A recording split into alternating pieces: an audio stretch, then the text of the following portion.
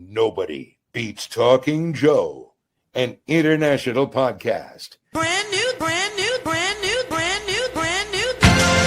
Hey, we're talking brand new Joe. Hey, we're on a brand new show. Deep dives, blow by blow. Spotting Uzis and crossbow. Like a buzzball or pogo. Got ninjas like Don Shadow. Comics are how I spend my dough. We're coming to you in stereo. It's time for Talking Joe. With Mark and Tim, here we go. Brand new. Talking Joe is on the air. Hey, it's me, Mark, and welcome to Talking Joe, the G.I. Joe comics podcast and video YouTube thing as well.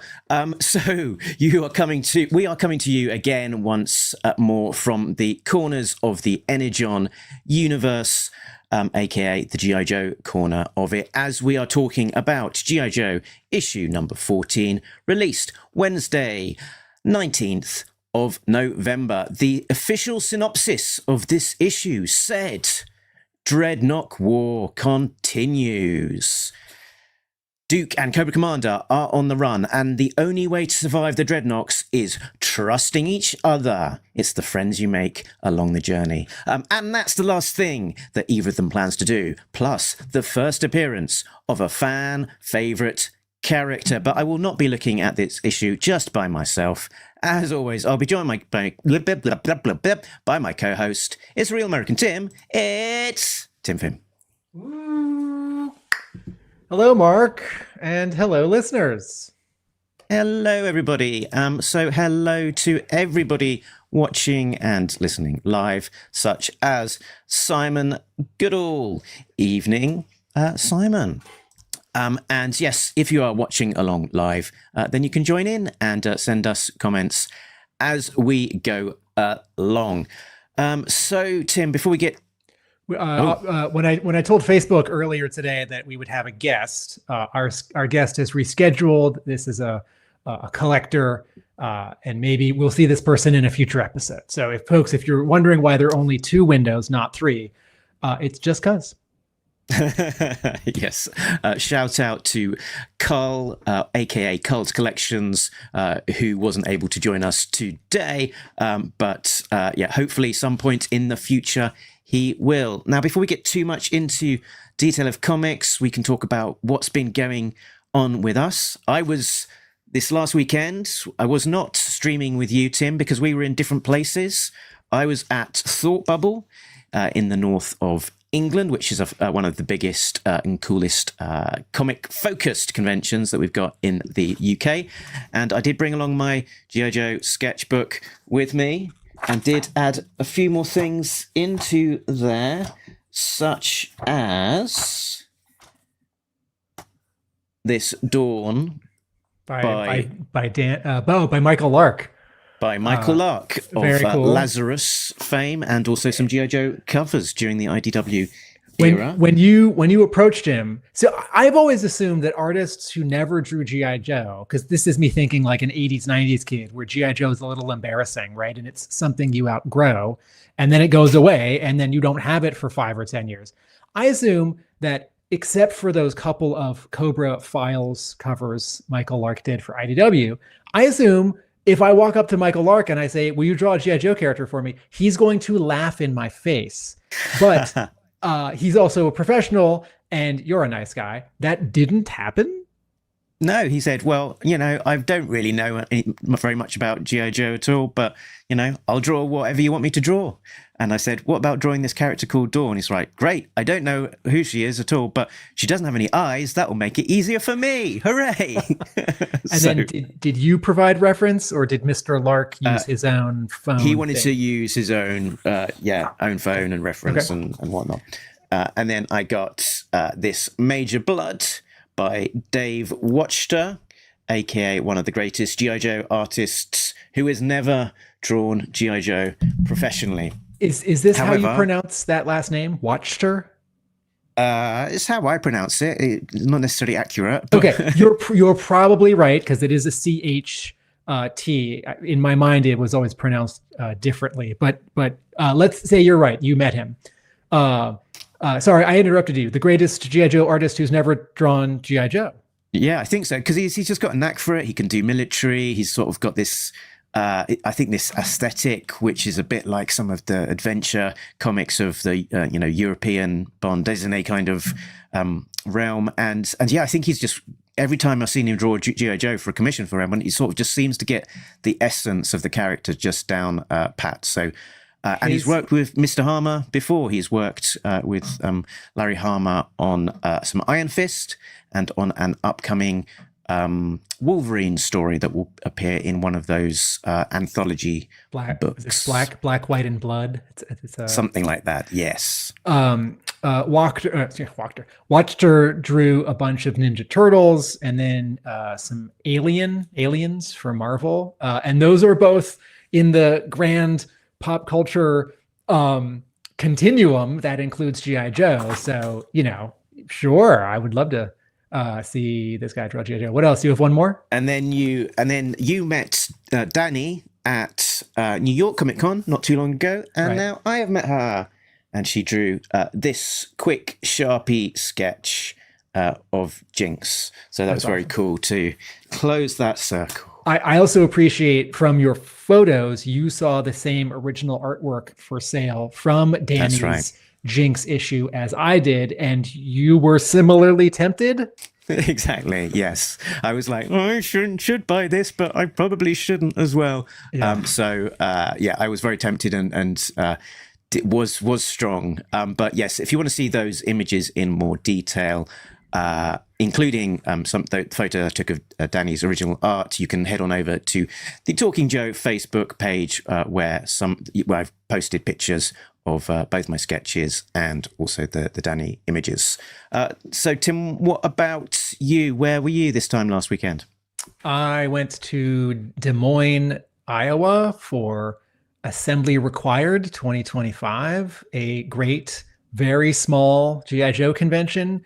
While it is toy focused, two of the guests, Ron Wagner and Phil Hester, are comics people. Ron Wagner has drawn many issues of G.I. Joe, and Phil Hester wrote and drew an issue of G.I. Joe this year. They are both local to that state, to Iowa. And I moderated the panel with the two of them, and our plan is to turn that into an episode of Talking Joe very soon. I got the audio, and thanks to Mike Irizarry of What's on Joe Mind for getting the video. So folks, you should be able to enjoy this both ways. I was there for part of Thursday, for Friday and Saturday. Breaking it up into 3 parts on my blog. Part 1 has been posted. If you are allergic to my blog because the convention reviews are just too long with too many paragraphs of text, this one is as many photos as a normal blog report, but there is less text because I just decided to write less. And also, since this is my 4th year at the convention, there's a little less newness to it to sort of report, which actually just saves me time, because when I get back from a convention, it's hard to spend 2 solid weeks resizing all these photos, etc. The trip was great, and yeah. Very good. So yes, the website is arealamericanbook.com if you want to head on over to read about Tim's experiences and see his photos. But you've also got some other exciting news about your comics project. Yeah. So Mark and I have talked about this in a couple previous episodes. For many years, quietly in the background, I have kept a secret that I have been editing, producing, art directing, worrying, and fretting about a 4-issue miniseries written by Larry Hama and drawn by Mark Bright. And that is a beloved G.I. Joe team from the Marvel era. Boom is publishing this 4-issue miniseries starting in February. And our first issue got listed in the catalogs, in the online catalogs, just yesterday or the day before. So your comic book store can log into the Penguin Random House website and order this. Now, this is a comic book store term, FOC, final order cutoff, isn't for a little while. So the deadline to order is not yet. But if your store likes to order early or likes to see what's upcoming, this is listed. There are some variant covers. There's going to be a cover by Kari Randolph, a cover by Jamal Eigel, a cover by Chuck Patton, and a pencils only cover. Some of these are harder to get than others. And we also, Bleeding Cool, the news and rumor comic book website, just yesterday, posted the cover and 4 pages from the first issue as one of those articles, which is basically a press release rewritten as an article, which sometimes when I describe, I'm pessimistic about. But yesterday, it felt like a big victory.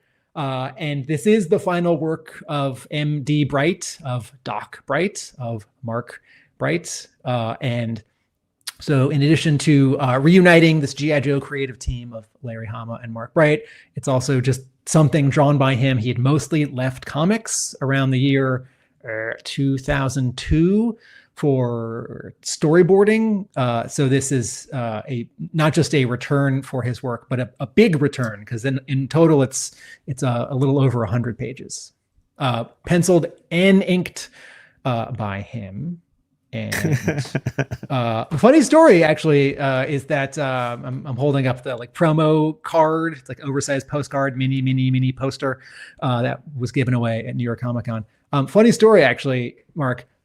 So behind me is this red backdrop. These are like sort of sound absorbing panels, sort of like push pin bulletin boards, and they just hide my printer because behind me is my printer. And for like 8 months. Every time we've done an episode, it's just been sitting on top of my printer right behind me, mostly obstructed by these 2 red panels. Is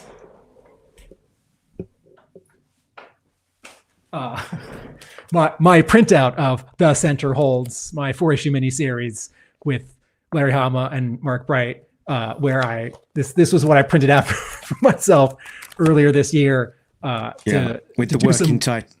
With the working title Untitled. Yes, with this version, the working title Untitled. And this was what I did an early proofreading pass on, and found a typo in that Bleeding Cool preview. So we've got another pass to do. Very good.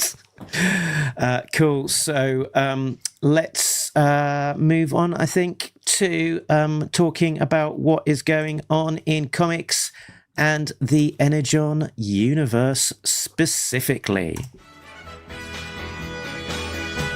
All around the skybound world, are you looking for some G.I. Joe? There's Autobots and Decepticons and creatures from the sacred brain. All we need is Energon, sweet Energon. There'll be Energon everywhere. There'll be robots swinging, aliens killing, and Decepticons in the streets. Yeah!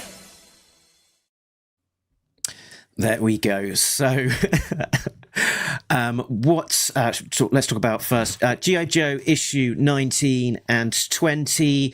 Some of the details have been released in this last week for that. I imagine that if you are a watcher of, I'm not going to spoil it. It's okay, Tim.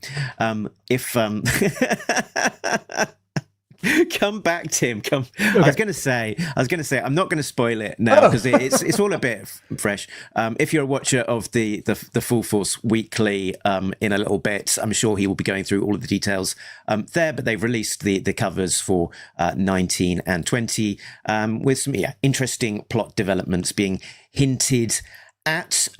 Without spoiling it, the artist listed on the front of those covers is Andrea Milana, so it's nice to see him back on the title. I'm imagining that he might be doing the whole of that arc while Tom Reilly is beavering away in the background on the following one. We shall see. Also in the last week was an interesting interview with Josh Williamson with Comic Book Club, which had a few little tidbits that I was going to call out. He's thinking long in advance. He's saying he's probably thinking about 2027 in terms of grand sweeps of where they're going, that there's a plan for every single character. And they want each character, as they're introduced, to have a bit of weight, and they don't just want to chuck someone in the background as a fun Easter egg. They want to actually sort of, really give a bit of a spotlight and pizzazz to each character's introduction, as we'll see this issue. Originally, Firefly was intended to be in Duke, just in the background, and he thought, actually, that's not doing the character justice. Let's take him out, introduce him later on. Should I keep on going, or did you want to interject with a thought? I'm on the one hand astounded that there's a 3-year plan or a 5-year plan, but that also makes a lot of sense, because if you're a company and you get the license from Hasbro for a property like this, you get it for an amount of time, like 3 years or 5 years, and so the smart thing to do would be to outline something. So he's also sort of writing out of order a little bit because, for example, he was trying to get Tom Reilly ahead on the Dreadnok War. So I think he did a lot of the Dreadnok War first and then came back and did issue, number 12, for example. And he said that, Tom Reilly, I think, had finished up the Dreadnok War. And he was saying he hadn't quite finished his next issue, the script for him to write. And Tom replies something like, "That's okay. I don't mind having a couple of weeks off. You don't have to give me the script right away." It's Tom Reilly started working on issue number 13 immediately after issue 6, and then moving from Dreadnok War to the next arc, which I'm guessing is issue 25-ish. Is that kind of a confirmation that Reilly will draw a third arc for himself? Mm-hmm. That is amazing. Yep. And he was also exclusive to Skybound as well, so it makes a lot of sense. I thought what that meant was that he would do some G.I. Joe and then they would put him on something, finger quotes, more important. Some new thing or some Invincible tie-in, or I don't know. But maybe Mr. Reilly finds working with Williamson on this particular combination of, action and crazy stuff and character stuff to be just what he wants. Also of note, Williamson was enjoying having some different factions. So like having Dreadnoks as a faction in their own right and not just as a subset of Cobra, which is kind of how they were used in the cartoon, and having this extra Night Force team and the dynamics around that. And there was a sort of a question about a phase 2 of Energon universe, because, we're entering into year 2 and things are happening. But they said, we've all got all of these big events, the relaunch of Transformers with 25 almost, the Quintesson War, the Dreadnok War, big things are happening. Is this the phase 2? And they said, this is definitely not phase 2, because I know what phase 2 will be, and you'll know it when you'll see it. So big things are planned. Is that a threat or a promise? I like both. Hello to another one of Matt Mason there, another one of our listeners, and everyone else that I've been popping up on the screen as we've been going along. So Tom also talked. They also talked about Tom creating throwaway characters and vehicles. So he said it's you've got to make them cool, but not too cool, because you have to keep on drawing them. So don't make them too detailed, too cool, because you're going to keep on having loads of things, loads of detail to keep on repeating. And he also said that that a lot of this is set in the desert.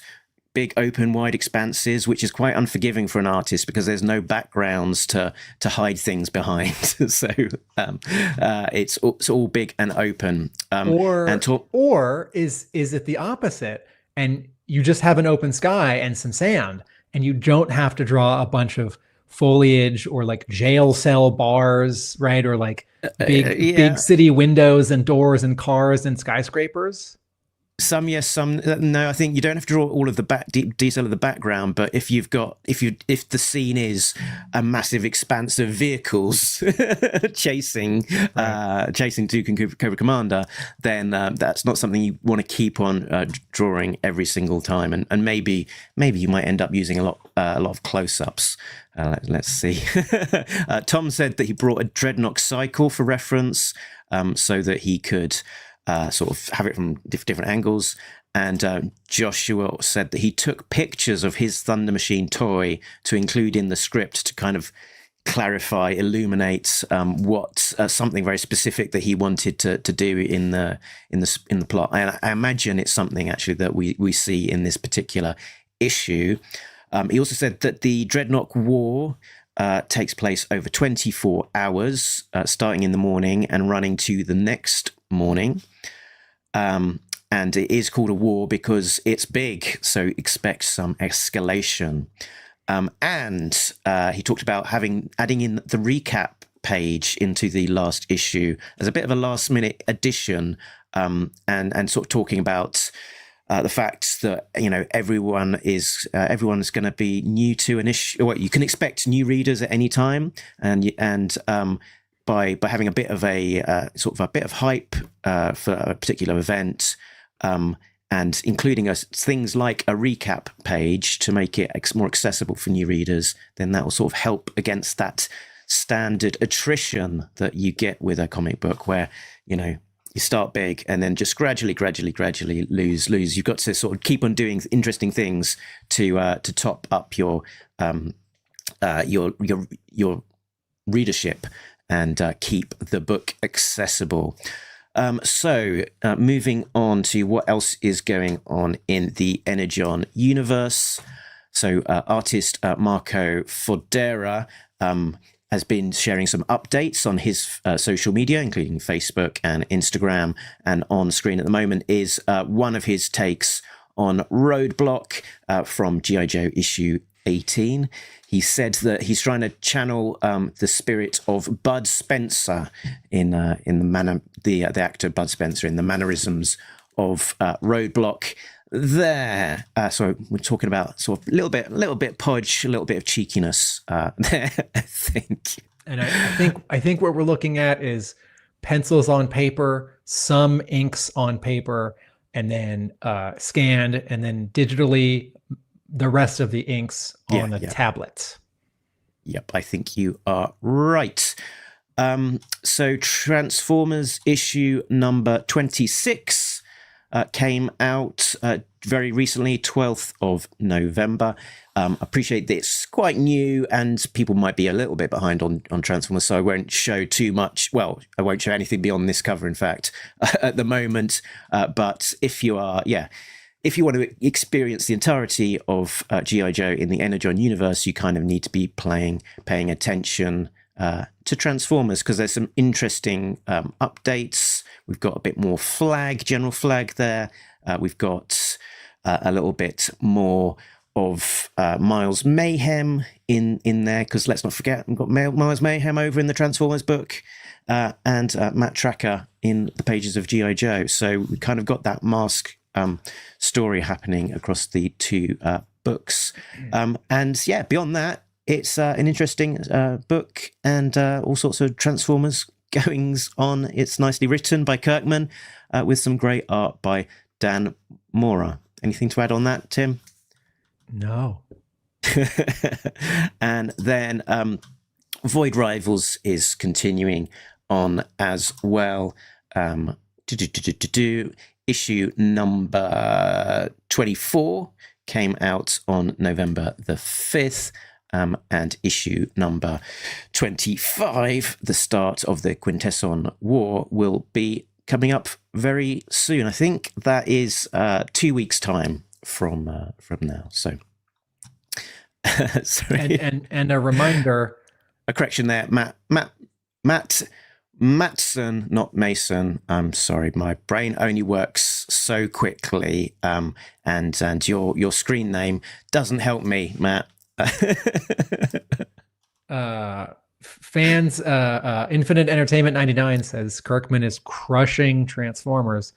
If you liked the Destro miniseries, here is a reminder that Andre Bressan, the artist who drew most of that miniseries, is drawing this next arc on Void Rivals. And then the artist who drew the previous arc will come back to do the next arc, Connor Hughes.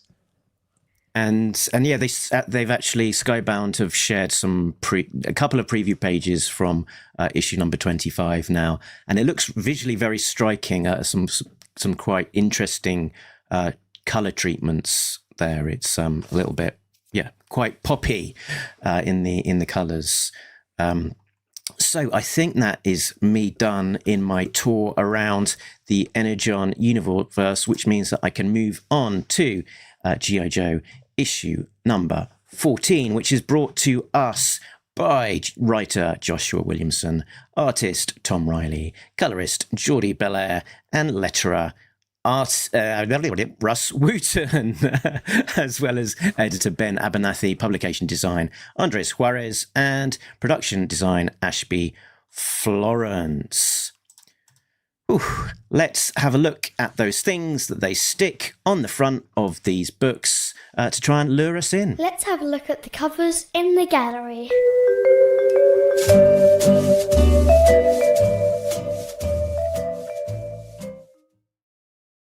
Cover A is drawn and colored by Tom Reilly. Duke and Cobra Commander are trudging through the desert.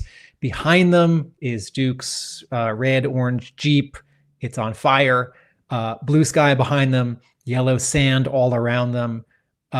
Both this cover and a page or two inside remind me that Duke is not only big, but he's bigger than Cobra Commander. I understand that Cobra Commander is slightly crouching in his pose here, but I do think that Tom Reilly is drawing a big Duke and a Duke who is a little taller and a little bigger than this Cobra Commander. This is a really straightforward and striking composition. The logo is bright green, or I should say hunter green, Kelly green, right? It is a bright Kelly green.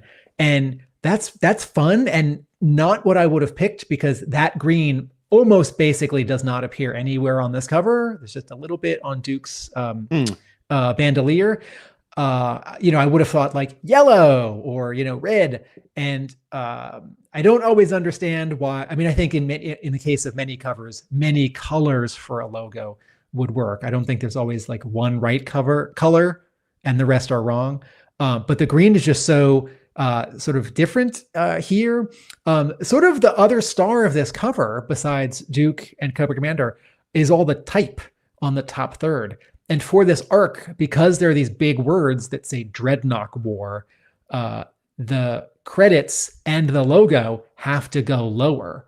And I can't help but look at this cover and wonder if this was a, quote, normal cover, if this either wasn't a part of the Dreadnok War or like Dreadnok War was a little burst on the bottom right, how this cover would feel a little different if the G.I. Joe logo could move back up to its normal spot. Nothing is wrong for having it lower than normal. It's just a little different. There's great body language, the way that Cobra Commander is slightly turned away from Duke, the way that Duke is scowling and leering down at Cobra Commander, even though they're both sort of trudging at us in kind of the same way. I was struck by this giant sort of light orange explosives or flares or food capsules or, bat belts, grappling hook. I think they're Kinder Egg capsules. Kinder Eggs? Yeah. Okay, Kinder Egg capsules. Can we not get those in the States because the candy and people swallow them? Yeah. Sort of just ram them. So, because it's this little, it's 1, 2, 3, 4, basically 4, 5, 6 little like round bits of orange sort of in the middle of the cover. And I don't know if this has a name, but sometimes when I see a color image, there's some little detail, some little prop, which is a different color than sort of everything else. And it pops a little bit without being too distracting. And it fills me with a little bit of happiness. And that's what these do here. And turns out there's a little bit of a Chekhov's gun here. sort of as a reminder. What was the other thing I wanted to say about the cover? Oh yeah, Duke and Cobra Commander are handcuffed together, and we'll come back to this right when we get to the issue. Oh right. Or do you want to cover it now? Should we cover it now? Sure, let's do it now. There's a close up of Duke's belt capsules there. Wow, very good. So just to call out as well that Duke and Cobra Commander here are handcuffed with different hands. I believe in the book it's Duke's right hand to Cobra Commander's right hand, whereas here it's they're sort of left to right. Oh yeah, right. And that is completely fine with me. That it's inconsistent. I mean, it would have been. I think the cover would have been drawn in advance of the actual interiors happening. So that's an element. But beyond that, covers are allowed to be just interesting compositions, and they're sort of there to conjure up the spirit of what is happening inside the book, and they don't have to be faithful to the interiors, and that is normal for covers. So like if the X-Men are having an adventure in their civvies on the inside of an X-Men book, by all means, on the cover, stick them in their uniforms, because that's what we want to see on a cover. And similarly, if compositionally a right hand handcuffs to a right hand looks a little bit awkward, I am happy for you to change it to a right and a left. At the same time, if, for example, Tom Reilly had drawn Cobra Commander's other hand injured and bandaged here, I would think that reads a little bit like a confusing change or a mistake. That's not what happened, but the where a cover can be an exaggeration of the inside of the issue, there are some sort of spiritual and logical limitations. The manager at my comic book shop, Jesse Farrell, we talk about color a lot. And he's made this point that in a lot of Spider-Man comics in the last 5 years, colorists at Marvel use what he describes as a very pink red. And at first I didn't sort of see what he was saying, and then I started to see it. And this red on Cobra Commander here is a very red, and I love it.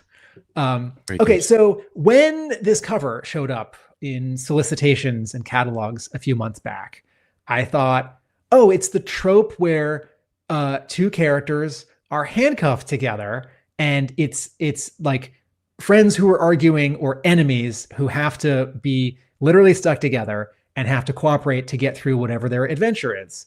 And rather than go to the one or two famous movies, which have made great use of this device, this trope, which would be, what's the one with Lawrence Fishburne and one of the Baldwins? They escaped from prison. Is it a remake? I sure didn't do my homework because I was just thinking about the other time this happened in G.I. Joe. Are you ready to cue up this image? Okay, yeah. Folks, there is a previous time in G.I. Joe-dom where a G.I. Joe and a Cobra are handcuffed together and they gotta work together even though they're enemies. And that was in the Deke Season 3, 1991 episode, Stuck on You. And if you don't like the Deke episodes, or you've heard they're bad, that's not unreasonable. This episode was written by Steve Mitchell and Barbara Petty, who wrote 3 episodes of the Sunbow G.I. Joe, right? So what about this feels like it is working and it is sort of the G.I. Joe remember? Let's chalk that up to them. And what about it isn't working or is too silly? Let's chalk that up to, how Deke wanted to approach G.I. Joe. Cobra Commander is downed in the jungle or the forest, and Pathfinder handcuffs himself to him, his left arm to Cobra Commander's right arm. And they spend half the episode bantering and bickering in the forest, being chased by animals while some night creepers are sort of trying to rescue Cobra Commander. And I'm so offended that G.I. Joe did something so silly, right, at the time. Like, oh no, don't do that. But I am so appreciative that G.I. Joe checked off this box for this storytelling trope, because it's just a reminder that sort of, G.I. Joe can do so much. You can graft so many things onto G.I. Joe. And then I was reminded, and this is not an exhaustive list, because surely this has happened more than just this one time. But on the cover, speaking of Cobra Commander and handcuffs, on the cover to Marvel issue number 23, let's not forget that two Joes have Cobra Commander as a prisoner, and he is in handcuffs. And it's one of those amazing painted Michael Golden covers where he airbrushed the background and then colored the foreground element like an animation cell, basically, because he was finding that the Marvel's like reproduction of straight paintings on his Conan covers wasn't great. And that's all I came up with when I did not try very hard, Mark, to remember times that Cobra Commander has been handcuffed. Tell us in the comments if we missed one or two others. It's possible there are no others, but and then do we talk about cover B now? Because we're still in the cover gallery. I was just going to say the film you're talking about is Fled with Lawrence Fishburne and Stephen Baldwin. Yes, we can move. And here's the German poster. I think it's a German poster. Okay. Yeah, there we go. Right, moving on to cover B by Eric Canetti. This is very exciting because I've been waiting for more work of his in G.I. Joe, and this is not a rare, expensive, hard to find cover. This is the regular open to order cover. We're looking down at the Dreadnoks. They're sort of walking along. It's all of the sort of, it's Torch Buzzer, Ripper, Xandar, Zorana, and Monkey Wrench, and behind them is a slightly tall and slightly sort of crazy beefed up Thunder Machine. The background is just sort of a slightly debris strewn, let's say, street or road. And they're all walking with attitude. They're all tough. And Canetti's characters have a real sort of stout solidity to them. And it's very exciting to have him do another G.I. Joe cover. And then there are a couple bits of like fire ember sparks flashing in the foreground, which might be borrowed actually from the movie posters, the character posters from G.I. Joe Rise of Cobra, because those show up a lot on movie posters. And Greg Augustine shared this image that I've put on screen, which is a very interesting. Spot the difference of various different permutations of how this cover looks, depending on if you're seeing it as a physical cover or an online preview. So spot the vanishing monkey wrench, top left-hand corner of this image in all of the preview art and the original art. And we have a monkey wrench. And the appearing Jersey Barrier, which is actually my favorite Dreadnok.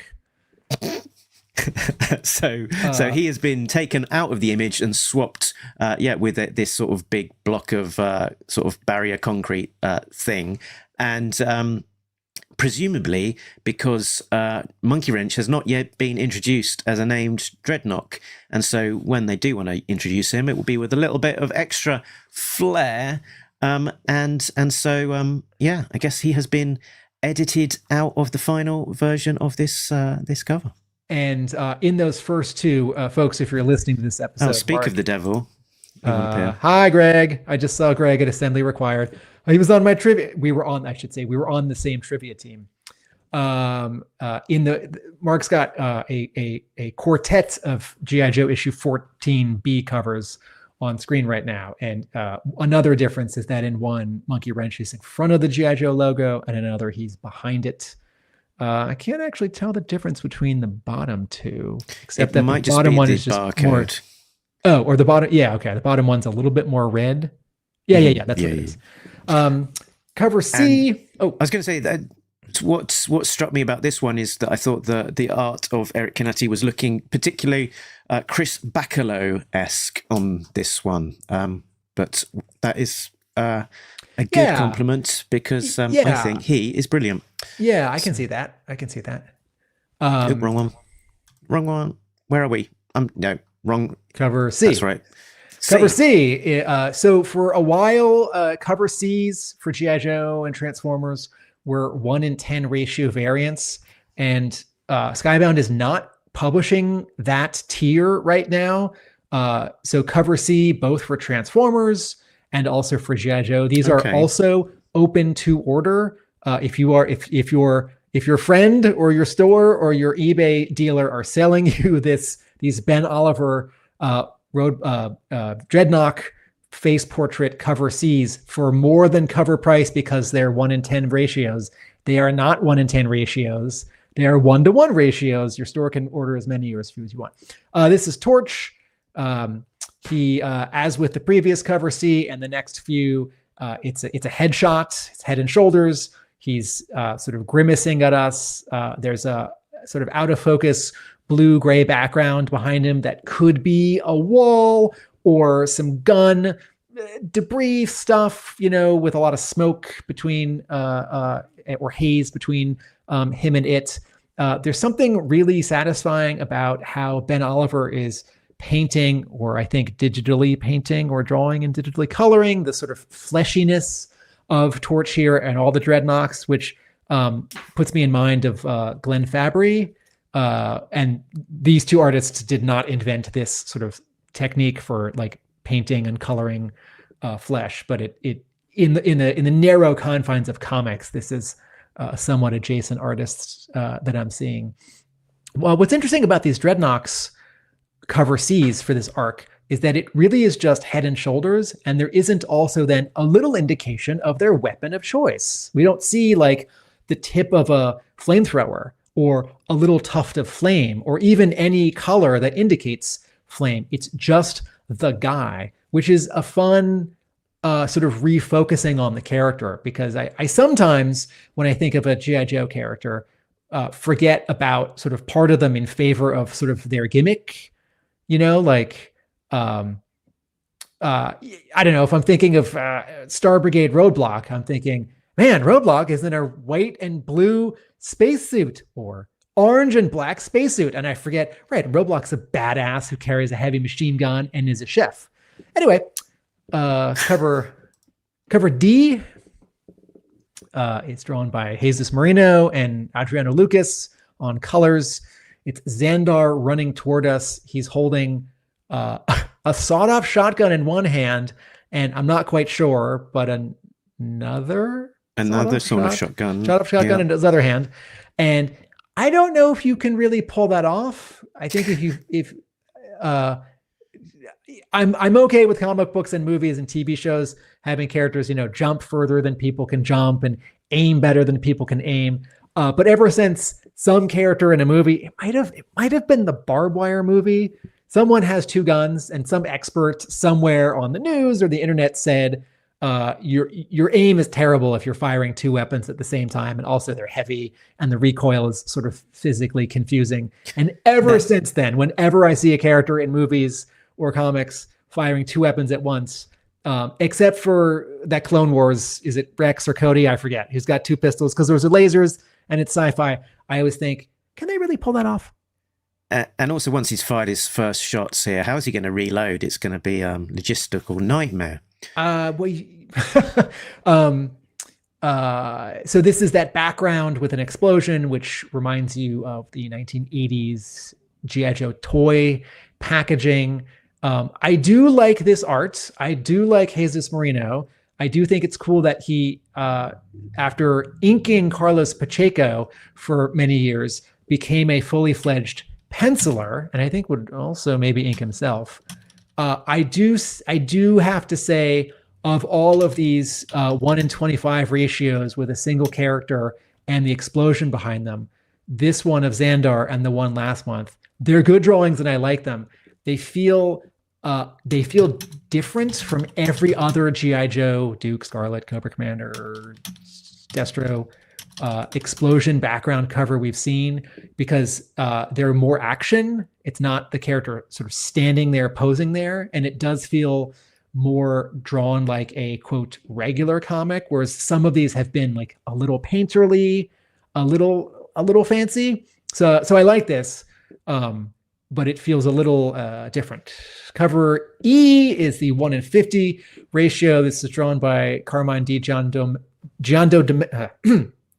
D, Cover E is drawn by Carmine D. Giandomenico, who's Italian, who's done a bunch of neat Marvel and DC stuff in the last 5 years.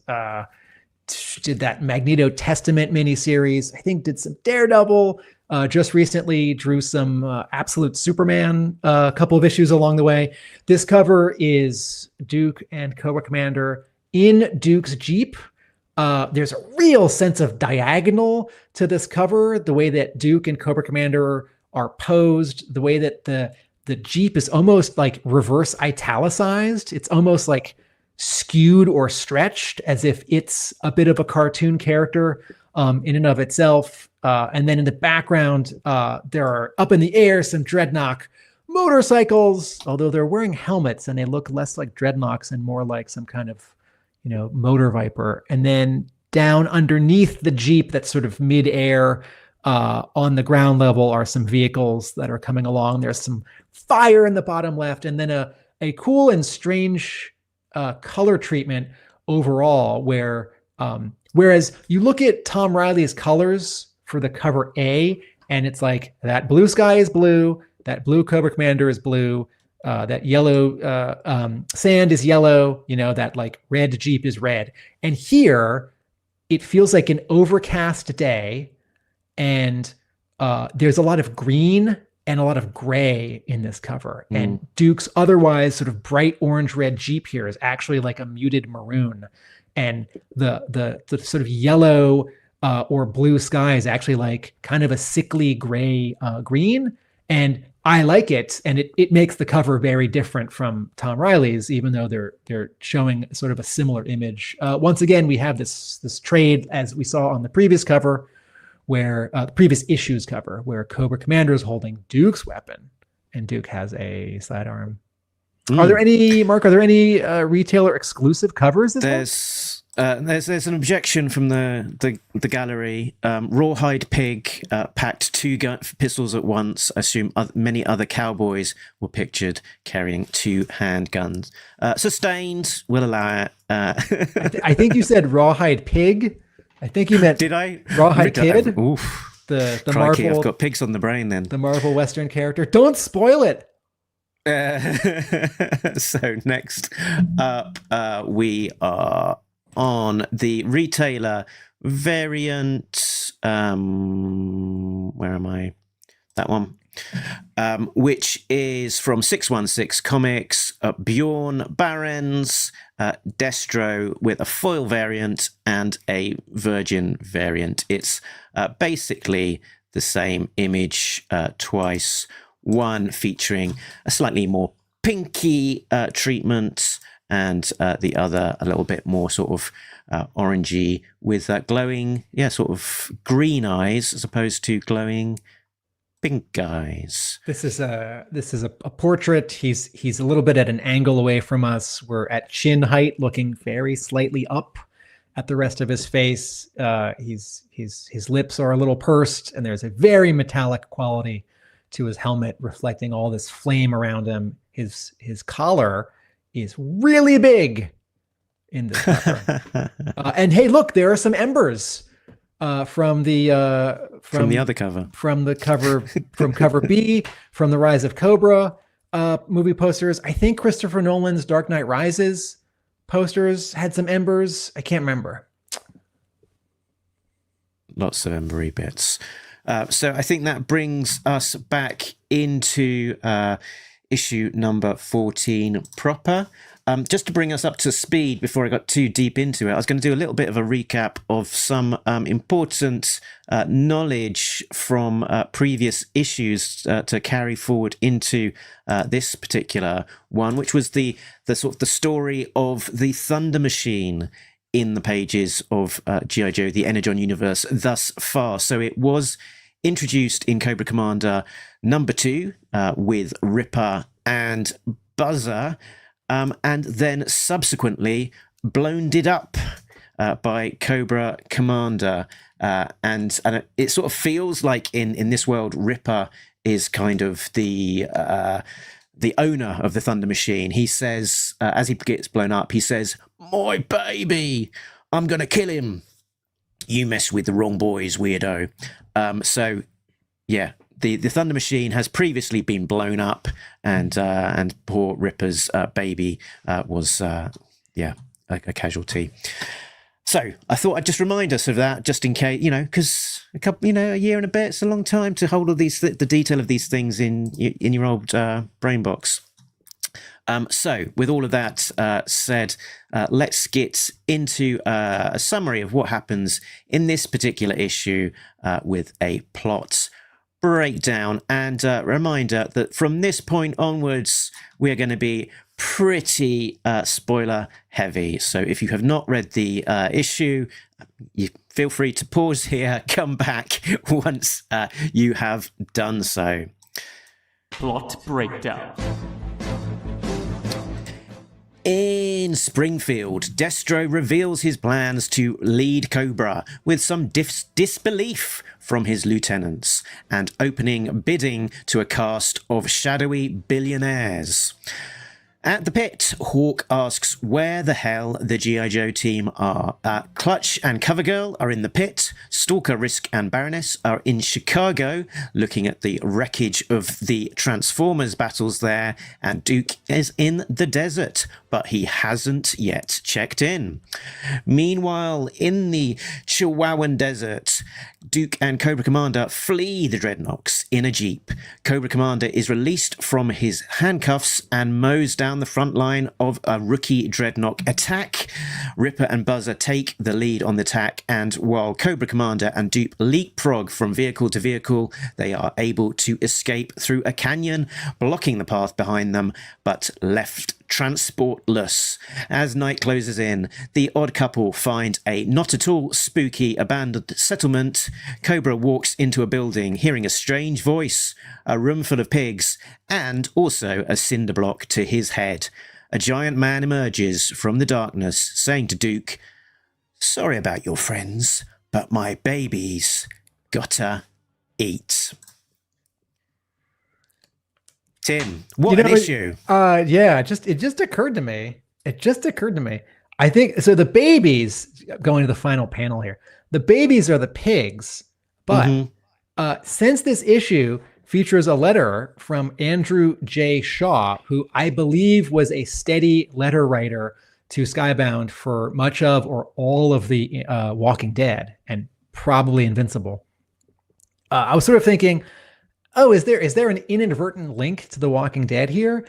Does Road Pig talk about his cinder block on a stick the way that Negan talks about Lucille, the baseball bat with barbed wire? Because Negan says horrible things like, Lucille's hungry or Lucille doesn't like you.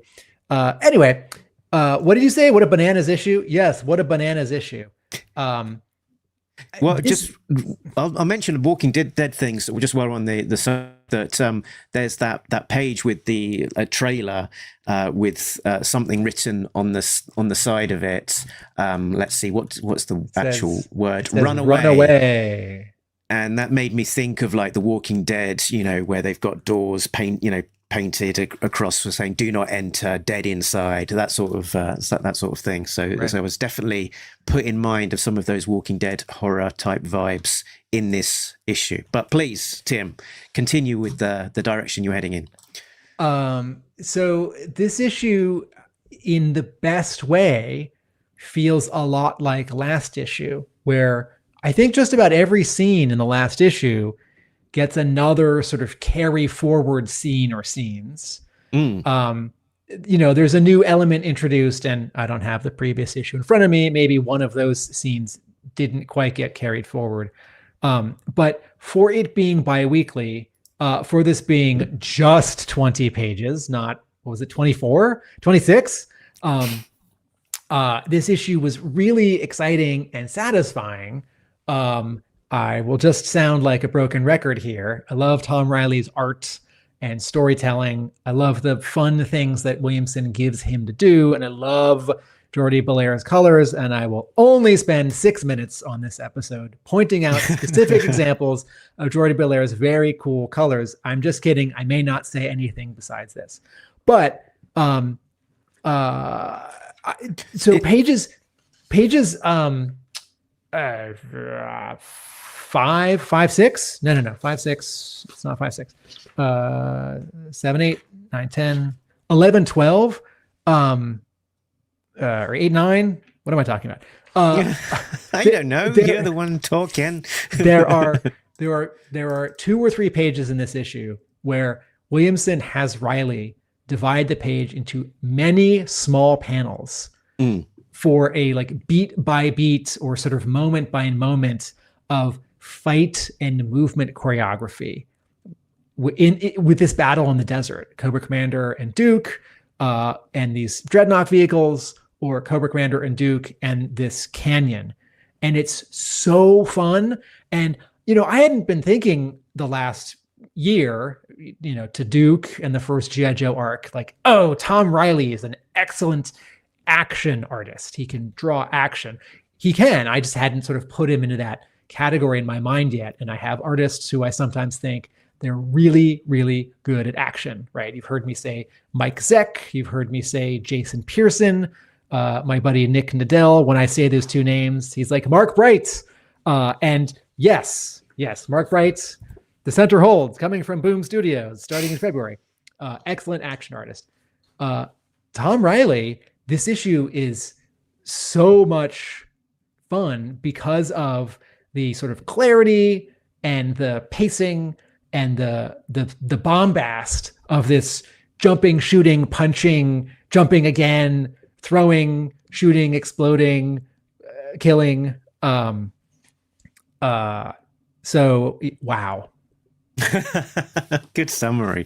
I think it's an incredible kind of action story, and having it going bi-weekly makes a lot of sense for a number of reasons, and I think a big part of that is if it is set over such a compressed period of time, if it's basically over the course of a 24-hour period, then having a 6-issue arc that just covers one day, but in real life takes you 6 months. That's a long time to be waiting, and just having that bi-weekly schedule, I think, just helps with that compressed period and sort of having just that momentum and the urgency of the story being helped by reading it at a faster pace.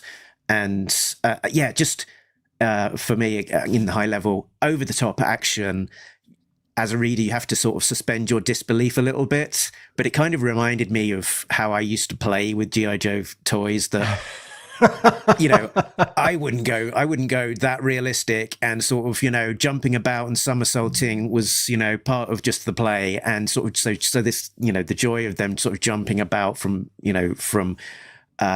vehicle to vehicle, it was just such, it was a delightful sequence. And there was, this is 2 pages of them jumping about, leaving one vehicle, coming to the next, that I'm putting on the screen. But it, what incredible storytelling, and what a lot of just fun to the whole segment, and you could linger on this for any amount of time.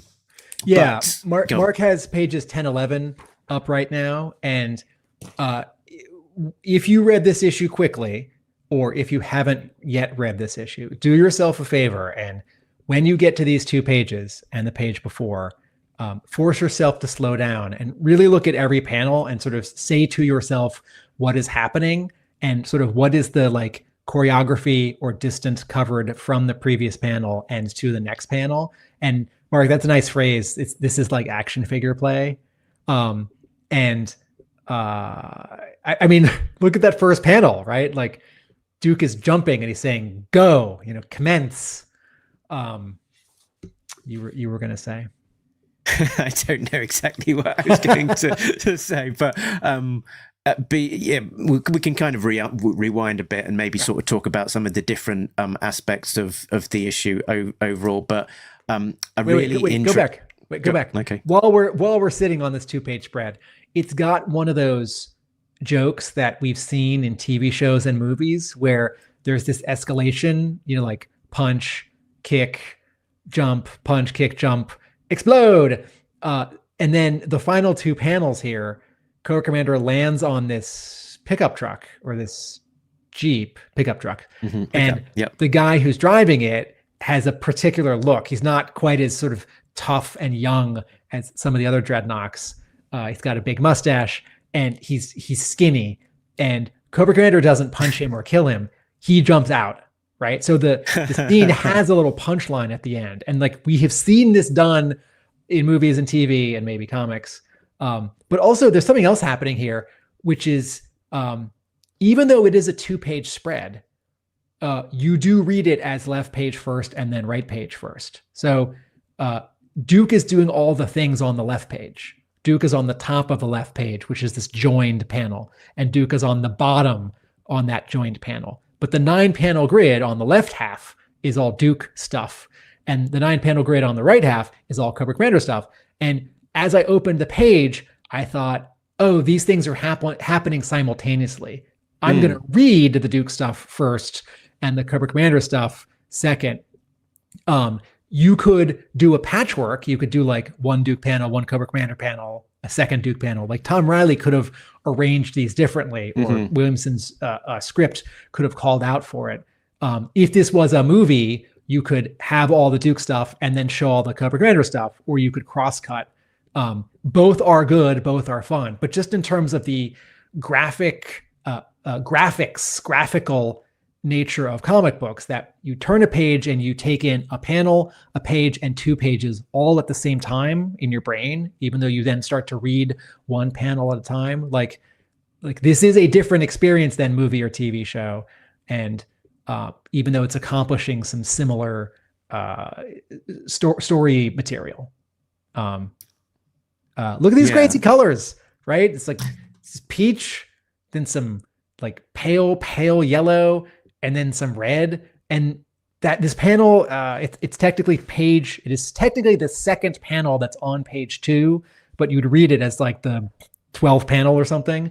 Cobra Commander, it's one of the little panels. Cobra Commander is like flying through the air and firing this gun, and he's shot one of these Dreadnoks who's on a motorcycle through the head and the torso. So like, oh my God, that's so violent. But also look what Jordie Bellaire's doing in the color. Like her colors are not literally where the blood is sort of exploding from this body. Her red, her like ink splatter red is much more evocative and less literal. And then it happens again on the next panel. And then, oh, so good. So pretty. So good. So fun. And this sequence here is just delightful, that as Cobra Commander sort of launches himself onto this dune buggy vehicle, one guy is shooting a harpoon at him up there. Then Cobra Commander is grabbing it midair, turning it around, and then shish kebabbing these 3 Dreadnoks all in a row before then going on to stick the harpoon through the joists of the wheel and jamming it up, making the vehicle stop very suddenly, shooting in the air, and using that to then just launch Cobra Commander through the air, and as you say, just land on this other, this vehicle, pickup truck vehicle with this delightfully caricatured kind of old guy in the dungarees, who's like, jumps out, I'm not having this. And then they're reunited at the end of it. The 2 storylines, sort of 1, 2, coming to join them from that beginning point where they jumped off right at the start of that joined page. What a page, Tim. Can you go back to that 7th small Cobra Commander panel where he's launching from the dune buggy? Right after he's thrown the harpoon through these 3 Dreadnoks and then into the tire, he's not just snagging the axle, I don't know what the word is, so that the tire jams and the whole dune buggy. Can you zoom in on that, Mark? so that so that the dune buggy sort of flips forward. But notice what Tom Reilly does. He draws the tire sort of exploding and ripping off. So you see the hubcap or whatever it is, steel wheel thing. So even there's a little detail. And I can imagine a different writer and artist would give this panel a splash page or a double splash page. And then the artist could try and sell this page for a lot of money. And everyone, when they turn the page, like, oh, awesome. What a cool moment. It's slowed down. Cobra Commander's going to launch right into the air. And that's cool. But comics are expensive. I want my money's worth. And this is just one more awesome moment in a fast-paced action sequence. And it gets a very tiny panel. And Reilly pulls it off. It's clear, even though it's very small. And it does feel that this particular issue, talking about the colors, that Jordie Bellaire is doing something a little bit different. Like it's all just a bit sort of slightly, the colors are a bit blown out. They're very intense colors across the patch. But then it feels like they're also like faded, like they've been sun bleached or in some ways or stuff like that. So particularly like this page here. With Cobra Commander Brappin as he is beginning to mow down the Dreadnoks. It's such an interesting color treatment here that the colors, they just don't look like anything else that you would see. It's like all of this orange, the splodges, the purple in the background. And yeah, this sort of, how would you describe it, Tim? Like this almost faded effect, the bleached out effect that we're almost seeing in some of the colors. So Mark is describing page 6 in particular. This page actually looks like Jordie Bellaire printed a color version of the page and then scanned it. Because the blacks on this page, like the blacks in Cobra Commander's boot and his collar and his helmet, they're not a pure black. There's some sort of noise, not like static, but like very, very subtle sort of gray splotches. It's not a pure saturated black. And then similarly, the violet, the magenta, the orange, the yellow, they're all pale. And in fact, the only, I think, pure black are the maybe not even the panel borders. So yes, and I don't know what that treatment exactly says about this scene.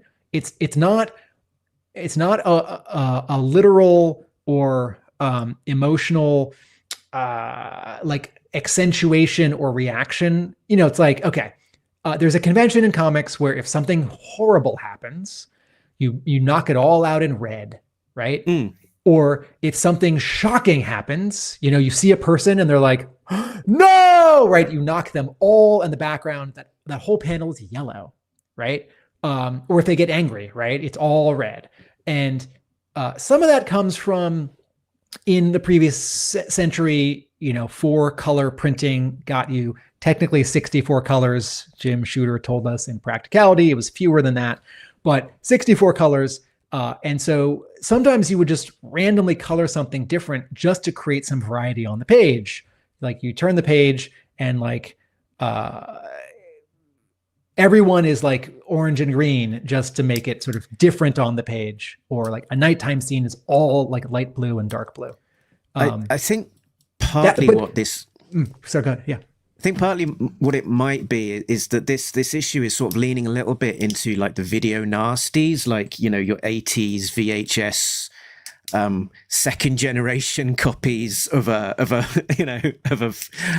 horror film handed down from one to another, a forbidden item, and with the sort of the degradation of some of maybe the colors from kind of the production values of those video nasties, but then also maybe as it gets duplicated and so on, and sort of played back via the imperfect medium of video, that kind of thing. That maybe it's sort of leaning into some of those sort of 80s low budget horror vibes to some degree.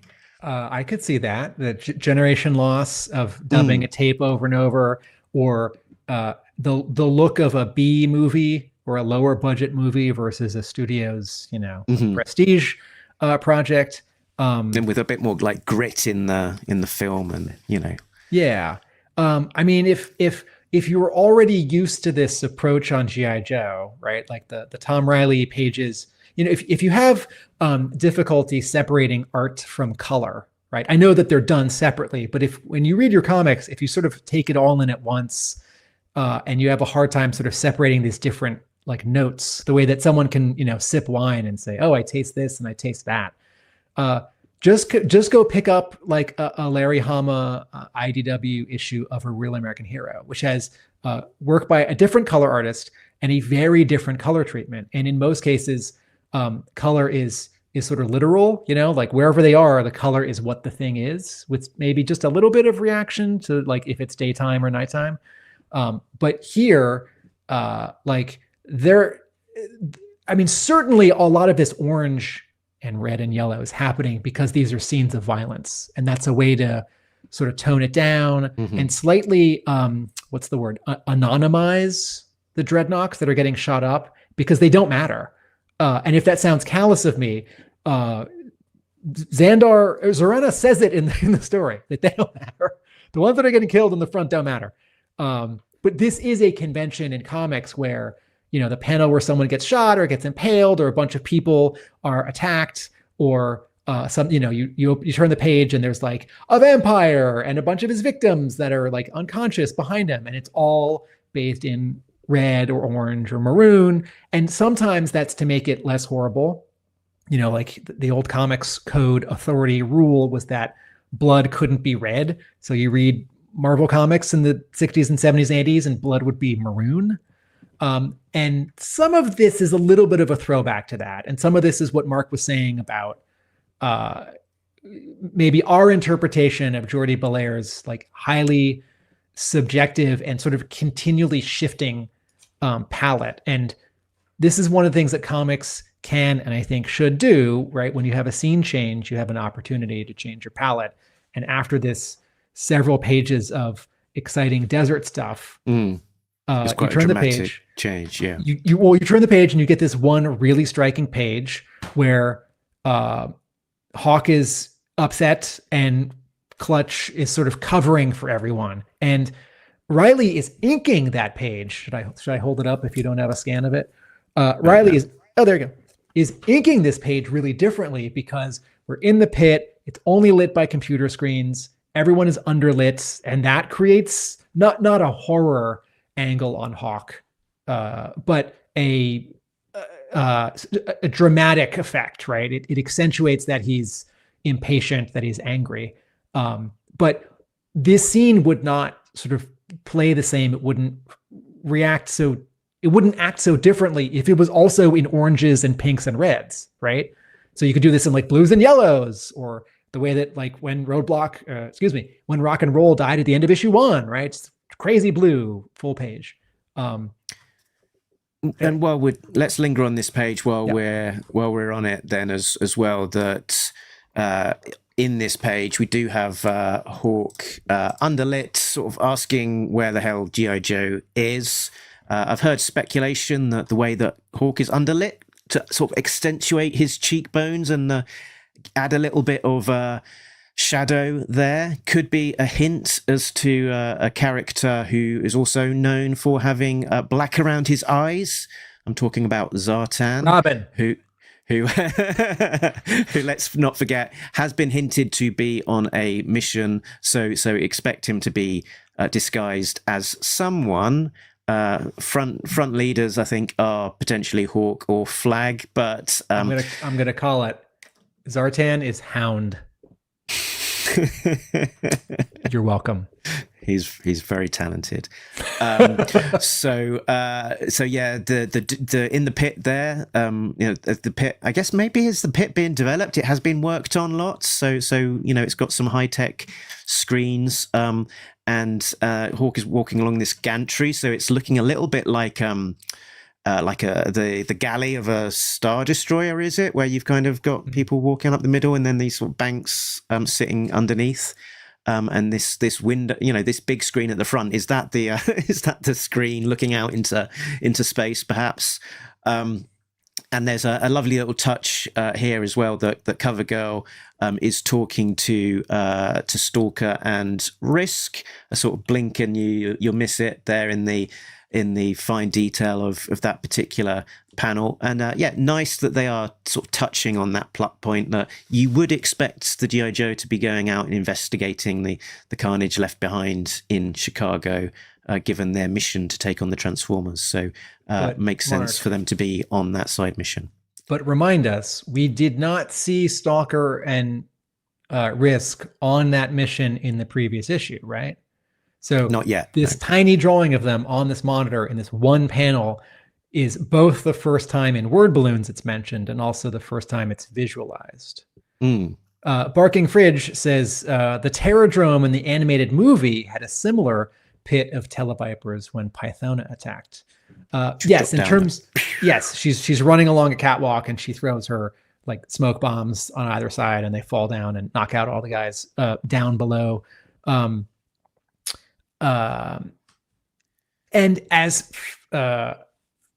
should we go to the next page? I was going to say specifically, and I'm not too sure if this has been called out before yet, but Hawk is going to meet with General Flagg at Langley to review what is happening. So we're sort of seeing this sort of connectivity between Flagg, who thus far we've seen mostly in Transformers and a couple of pages in Destro, meeting up with Hawk, but there hasn't been like it hasn't been sort of made completely clear, I don't think, about how Hawk sort of connects up to Flagg, maybe as his paymaster. And I think what you're saying is we have not seen Hawk and Flagg in the same room together. We have not seen them talk. We have not seen them communicate over a video. Yeah, or even like Hawk say, I've got to talk to Flagg because he's the boss kind of thing before. Right. So I think maybe that's becoming a little bit clearer here as well. We don't know how many stars these two generals have in this continuity. I think at current it is a General Flagg and a Colonel Hawk. So right. Thank you. Hawk is the less senior of the two. Okay. So Flagg has between 1 and 4 stars. And I don't know if this is still true, but in the 80s, my brother told me that you could have a 5-star general, but only during wartime. Okay. So on the next page, and we're going to jump back to the beginning because the first 2 or 3 pages are worthy of our inspection. Actually, let me look. I was going to try and see if I could find my copy of Transformers 25, but I don't. It's down there somewhere. Number of stars should be on here, right? On his shoulder lapel thing. I think so. Although, the guy writing this G.I. Joe book is not as much a stickler for that. So if it doesn't show up, or if the artist doesn't get it right and the editor doesn't see it, the writer might not sort of catch it in a like proofread stage, and I'll forgive it because this is also the G.I. Joe where they're alien robots. Okay, so while we're talking about scenes that don't involve Duke and Cobra Commander, shall we flick to the sequence with Destro and the Cobras? So something all right, so this first page, I just want to point out, if you are one of those artists who centers everything and your teacher or your friend says, don't center everything, learn the rule of thirds, and then you're like, no, but artists like Frank Quitely and like John Cassaday are always centering things. And then I show up out of nowhere and I say my teacher thing, which is like, okay, you can break the rules after you learn them. And then I disappear. This is a page where Reilly is mostly centering everything. And yet it's not so precise that it draws too much attention to itself. It doesn't flatten the page because there is still depth. And part of that is the subtlety of everyone's poses, right? Like if Chameleon was just straight on and then Blood and Mercer were just straight on and she was in the center, that would look flat and distracting. But there's so much depth to how Mercer's turned away from us, right? And then even the second panel, right? Like Destro is subtly turning away from us or starting to turn toward us. So the thing that really struck me about this scene is on the second page, Mark, unless you want to talk about this first page further. No, that's so. I mean, the first page is interesting in terms of just the reaction of the Cobras. It's the follow up to Destro sitting upon the serpent throne and saying that Cobra Commander's away and he's taking over, and Major Blood's reaction. What are you talking about, mate? What makes you in charge? All will be revealed in time, Major Blood, once our dear commander is away. And then he's got a meeting to attend, and sort of, Mercer is like a little bit dubious as well. Boss, don't you think this is a bit premature? We don't know if Ripper did the job. Let me go and find a body first. Fortune favors the bold, Mercer. And I am never one to turn down a fortune. Watch, learn. So I think as readers, we're like, yeah, Cobra Commander is definitely going to get away with it. And he's definitely going to come back. And there's definitely going to be consequences of some description. This little mini sort of Cobra Command sub-level that is gathered here are the ones that are more loyal to Destro. Let's not forget that Major Blood was a mercenary working on behalf of Destro. Chameleon is sort of Destro's paramour, let's call it, and Mercer is Destro's lead goon. So these are people all loyal to Destro, but also having a little bit of sense of dubiousness about what's going on here. Look at all of the subtle work that Tom Reilly is doing on the third panel here. So he's not drawing every line to separate the steps on this staircase. He's drawing the overall shape, and then right at the edges on the left, you can see the little bit of the sort of sawtooth of like rise, run, rise, run. And then these two bold, like thicker white lines, one on the left and one on the right, which I don't know exactly what they are. If it's like a panel in the wall, or it's just a cool design elements. And then subtly, where all of that black ends in the top center of the panel, he draws some hatch marks to show that sort of it goes from black to like black that's illuminated, and then he leaves open that sort of white space in the top center of the panel. So Destro is leading them up to a light source, and on this final panel, it's starting to be teased because he says, watch, learn. But then look what Jordie Bellaire does. The bottom part of the panel is this very, very light peach, pink, orange. And then the shadow is this green, but it's a green with like a lot of blue in it. And Reilly doesn't, that I can see, specifically designate where the light source is and where the shadow is. Bellaire might be sort of backtracking from the next page, sort of what the light source is doing. Or there may be a note that I don't see in like the margin, or like in Tom Reilly's digital file, like a layer that he can turn off. But then you turn the page and you see the like conspiracy from Captain America, the Winter Soldier, or from did Secret Invasion have the same thing? Anyway, I'm kidding. You see 8 power brokers, business people, world leaders, and Destro says, in the past, I've sold you weapons. And I thought, okay, these are not, like, if this is an episode of G.I. Joe, the cartoon from the 80s, I would say, oh, these are world leaders and Cobra Commander is going to threaten them. But this is a business transaction because Destro is a business person. Yeah, and then, this is like a global elite cabal secret thing going on. And then Destro does something that I don't think has ever happened in G.I. Joe.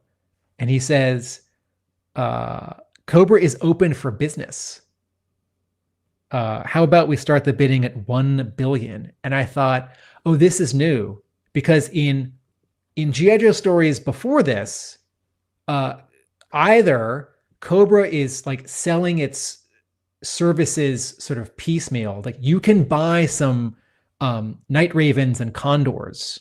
You can buy a terradrome and we'll like set it up in your property or deliver it to you. Or Cobra is like conquering on its own because Cobra Commander or Serpentor wants to. And that's the comic book and the cartoon. Here, all for this page, all of Cobra is for hire. All of Cobra is a mercenary army. And we have, armies for hire in the real world. And there are more of them now, at least in the US, than there were because military service in the US is voluntary, and the US has needed to send troops into places, and like the regular armed forces aren't big enough, so like hires out to subcontractors. But there's this like really startling turn here that I think if I'd been reading the issue a little too fast, I would have missed. Like, oh yeah, Destro's making a deal. Like, oh yeah, Destro's like offering Cobra services. Like, no. All of Cobra is for rent. And if Cobra Commander didn't come back, and I'm sure he will, this would set the whole story of G.I. Joe and Cobra on a really different path, because the version of this we've seen in the past is Zartan and the Dreadnoks are for hire. It's like, no, Zartan and his gang of 6 guys. Like, Cobra can hire them to do a thing. Like, we need you to break this person out of jail, or we need you to like cut through this chain link fence and blow up some jets. But like, you could have a story now where one of these 8 power brokers, one of these cabal members, says to Destro, okay, here's $1 billion. And let's say none of the other ones bid, and the final price is $1 billion. And Destro says, well, what do you want? And this person says, I want you to invade this other country, and points to someone else on the screen, or like points to a map. Like, I want you to take Chicago. Those robots just ruined it. Or, and the general nuts and bolts of a G.I. Joe story, like, these are bad guys, and they're going to fight other bad guys, and they're going to fight good guys. This will feel familiar, whatever happens. And Cobra Commander is definitely coming back. And Destro is, I don't think, going to be able to do this for long. And maybe as a part of this, plan into 2027, this is planting a seed for like a version of the Iron Grenadiers. But this is like a left turn that I don't think has ever happened in G.I. Joe. And Cobra Commander has probably got, an ideology in terms of how he wants to use Cobra, and Destro is sort of setting it on a different path. But there's also an ambiguity here as to what Destro is putting up for sale here, that he's offering a symbol, one that can strike fear and violence on any target, that Cobra is open for business. How about we start bidding at 1 billion? And I imagine any reader could interpret this in different ways as to what is actually being sold here. Is Destro attempting to just up and sell the entirety of Cobra? Is he trying to franchise out the symbol? That you can start up your own Cobra terrorist organization, and we'll give, supply the parts, or is he sort of putting them out as a kind of a private terrorist organization for hire? I think a little bit TBC there in terms of actually, and maybe we'll never know. But yes, that's a good counter. Maybe my take was a little too specific, and we don't know yet. But this does, in all the versions of around issue Marvel 108, 109, 110, 111, there's that scene where Destro takes his mask off, and then he and Baroness kiss, and he's proving, because he's leaving, he's getting out. And isn't that at like an air show where he or Cobra Commander are like showing off some Cobra vehicles for sale to like heads of state of countries that the US has a problem with? Maybe someone in the comments can remember and correct me. Certainly, there have been like those, sort of armament shows where it happened Cobra and Destro are selling off stuff. It happened in Destro issue 1 or 2. I do feel like this one here is is bigger and more different than any of the other ones that we've seen. And the bigger part feels of a piece with this sort of scale of the Energon universe. And because Cobra Commander is not involved, it feels sort of spicy and it could go anywhere. Barking Fridge says, I think Destro is trying to create cells in various countries to expand Cobra's reach. That's an interesting take. And if you want to grow fast, if you've ever watched the film The Founder about the story of McDonald's, that if you're going out and you want to actually build every single restaurant yourself, that's going to be slow and expensive. But if you go out and you get people to give you money to join up and make invest in making the restaurants themselves, or Cobra terrorist cells themselves in this case, that could be a more profitable and quicker way of expanding. I did have a question about this page, which was, you got a lot of interesting faces there on that screen. I did wonder if we were meant to, if to what degree some of these might be inspired by other characters or ideas. If there's anything that potentially we might recognize there. It's a bit of a question mark in my mind as to whether these are just interesting anonymous faces from the a fairly randomized Guess Who board, or is there anything more specific there? I would like to play a G.I. Joe branded version of Guess Who. I would like someone to start working on this right now. It's like, does your character have a mask? Right? Does your character have a dog? Does your character have a mustache? It's like, well, half the Joes had mustaches. That's a good question. We can come back to this. My general reaction when I saw this page was, this is supposed to feel international. Like, it's not like 8 Americans, captains of industry or like military people. And it could feel like a mixture of heads of state and terrorists and business people, tycoons. None of them jump out at me as someone that might be someone who we sort of already know from like larger past G.I. Joe. There's one more thing I want to point out on this page so that I can leapfrog back to a cool thing during the Duke and Cobra Commander fights. And that is, and I said it last episode when we talked about the Energon universe, once again, twice again, Tom Reilly is having fun with the reflectivity of Destro's mask and Cobra Commander's mask. So here we are on page 2, and Destro is slightly bowing forward, not in like he's not giving any ground. He's just making a grand gesture, right? He says, "Open, Cobra is open for business," but the sort of whole front and top of his head reflects these faces, and you're not supposed to read anything into that in terms of like the detail, like which one's more important or like which one is cropped. Reilly is just reminding us that this is a very cool sort of visual device that you can show something reflected on this guy's head, and then you turn forward 1, 2, and a third.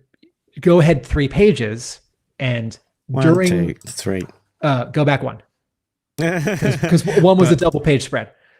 So here on page 5, and it is the second panel on page 5, but it's the 1, 2, 3, 4, 5th panel you read because this is a 2-page spread. There's a really cool thing where while Cobra Commander is trying to convince Duke to unshackle him and then give him a gun, can you go forward 2 panels? It's the one that just, down. This one. It's got the TSH exclamation mark sound effect. Okay. Yeah.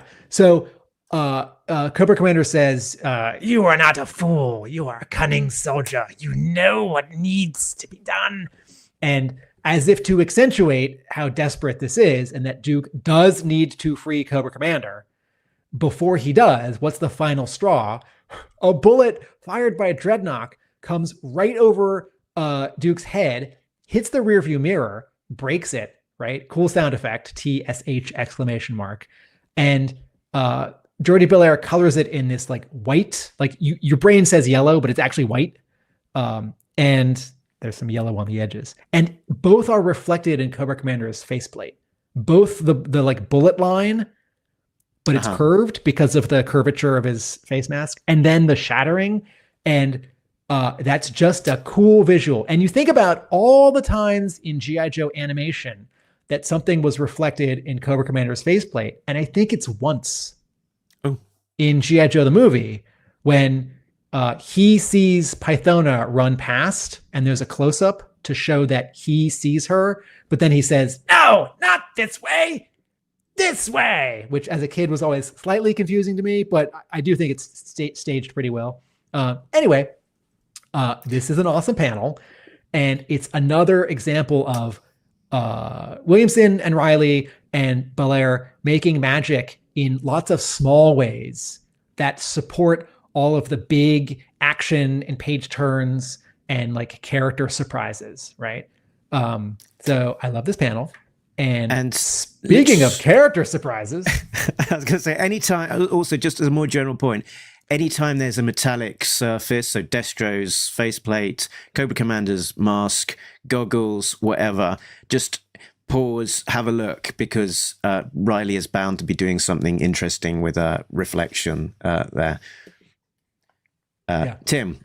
So we've talked about, I think the whole comic, except for the final scene where it's sundown. But man, look at, this is page 20, 19, 18, 17, 16, 15, page 15, right? Like it's sundown and Duke has said already it's going to get cold. And what does Bellaire do? She colors the whole scene this like brown brick red, right? Where we see this like little sort of settlement, gas station, the close sign, right? This entire page, there's one word balloon. Should I hold it up? This entire page, there's one word balloon. And considering how fast this scene, this comic book moves, considering all the big action, a page like this is really different, exciting in its own way. The contrast is really important. You slow down on the previous page because we're back to the pit and it's just talking and like, oh, the boss is angry. And then you get here and it's like, this page is just all mood. It's all tone. Like we've had all this action, like our hero is going to get out of it, and Cobra Commander, the villain you love to hate, he's going to get out of it. And like something bad is going to happen. And it's not just because the trailer says run away and the like kids playground horsey thing on a spring that the kid like makes go back and forth. But just the decay of it, the abandonment of it, and then you see this hint, which is like something is bloody in that like trailer, a blooded sheet or something that is sort of just hanging out. Yeah. And I'm sure when Williamson turns in his page for the script, he's thinking of Robert Kirkman's long Walking Dead, association at Skybound, other people along the way. And then you turn the page and you get sort of the counterpoint to the cover, which is they're still walking. The poses are really similar. They've switched places left and right. That doesn't matter. They're no longer handcuffed. It's not the like dangerous sun-soaked desert day. And I'm not quite getting like it's cold. I kind of feel like a reasonable choice if the feeling here was cold, this scene would be done in blue, light blue, medium blue, pale pink blue. I don't know. But the red says, anger, passion, dead, zombies, blood, death, murder, road pig. But and then at the bottom of the page, Reilly does it again. Cobra Commander sees something, and we see that he sees it because it is reflected in his faceplate. He doesn't say, "Look over there, Duke." He doesn't say, "What's that abandoned house with the open door?" He doesn't say, "I see a window at the top right."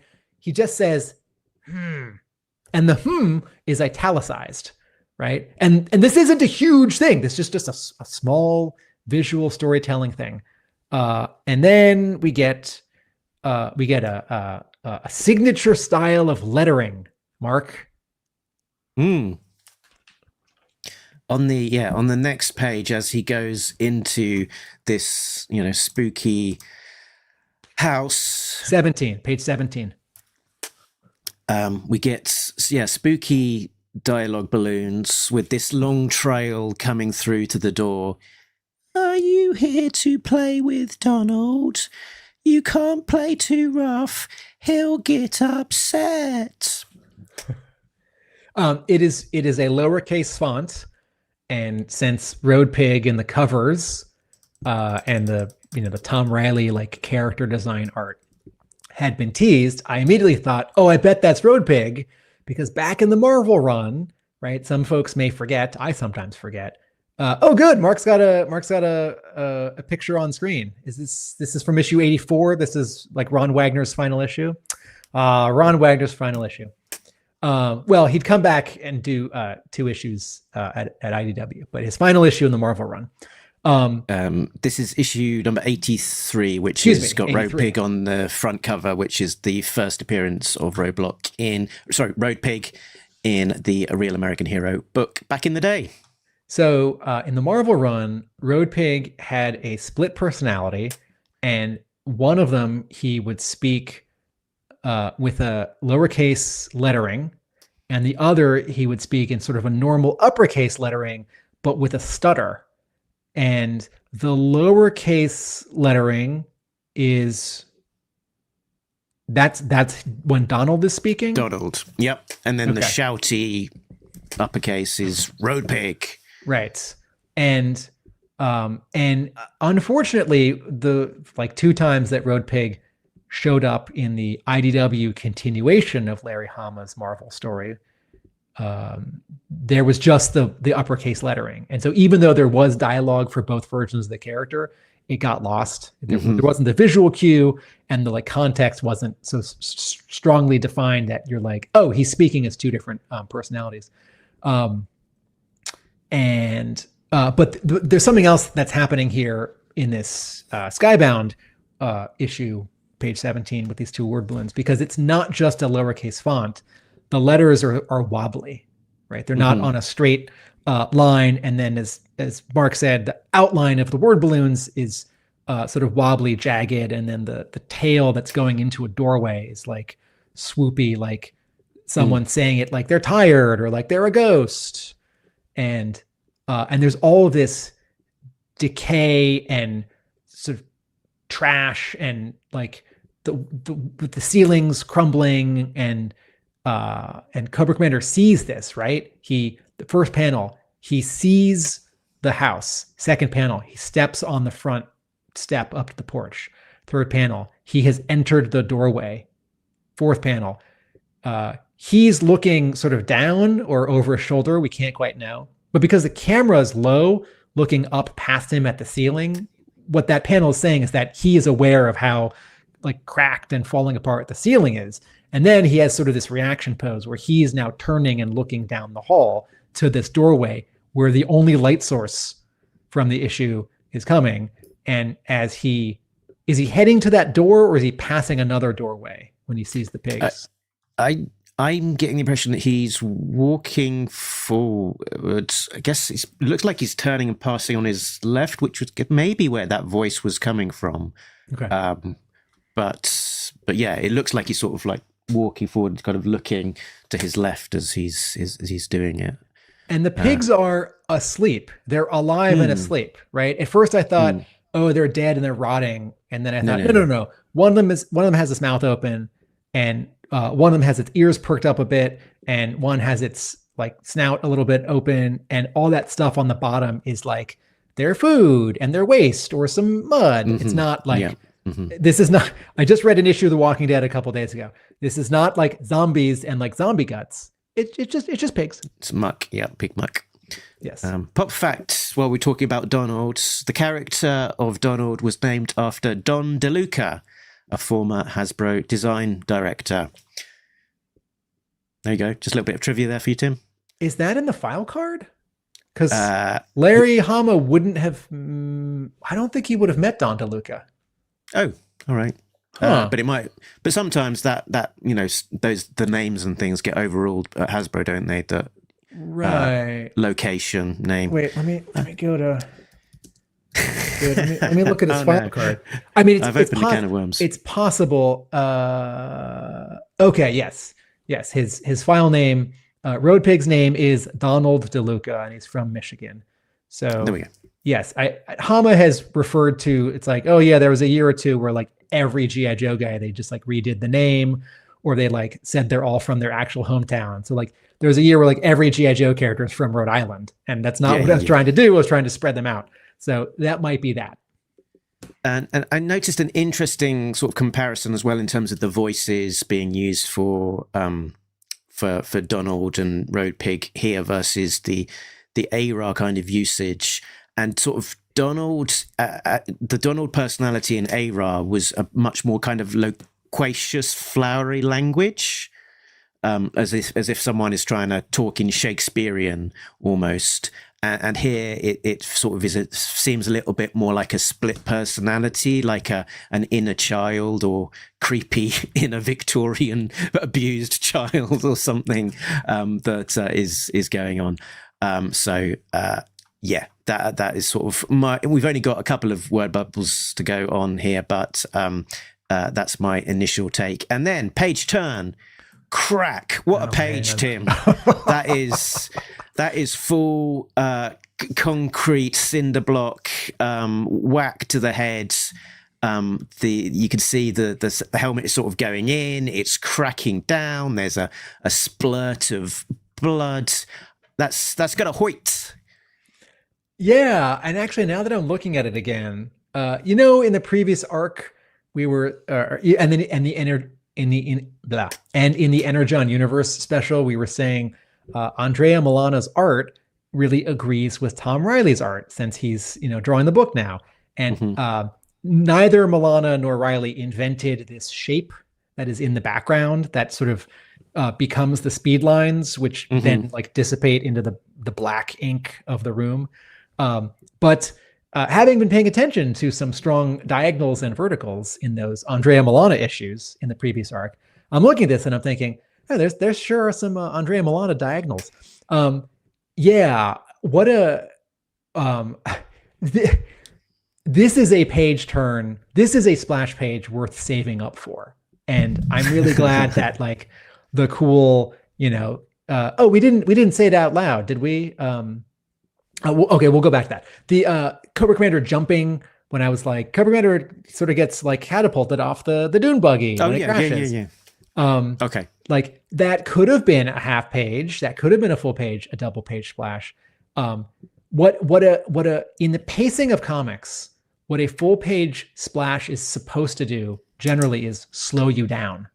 Whether it's a page turn or not, when you see something that big, you are generally supposed to spend some time on it.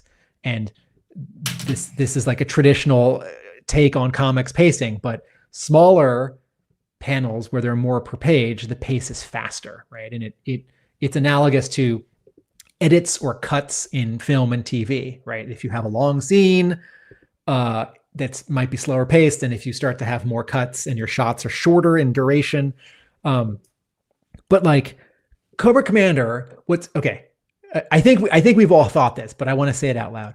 Cobra Commander has been somewhat invincible in many issues in a row now, right? Like he's unkillable, he's unstoppable. Sure, Duke handcuffed him and then pretty quickly unhandcuffed him, right? Sure, he got his hand laser cut off or dismantled, but we know he's still incredibly dangerous because he took out a bunch of those Dreadnoks, and all the dialogue he's saying to Duke on the previous 2 pages, it's all like simmering threat.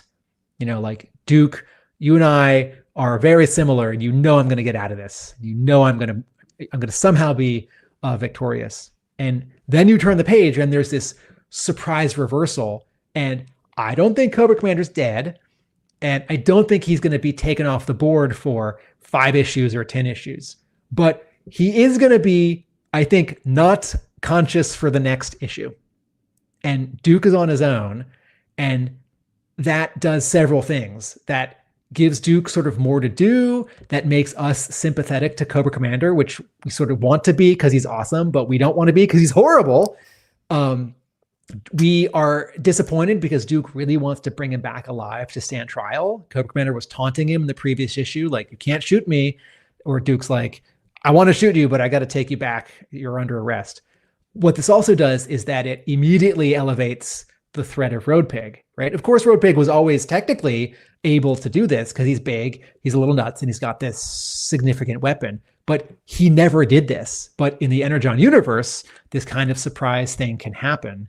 And it gets a full page. And then on top of that, it gets a full page. But Road Pig isn't on this page, nor are even his hands, right? If you know G.I. Joe, you understand what's happening.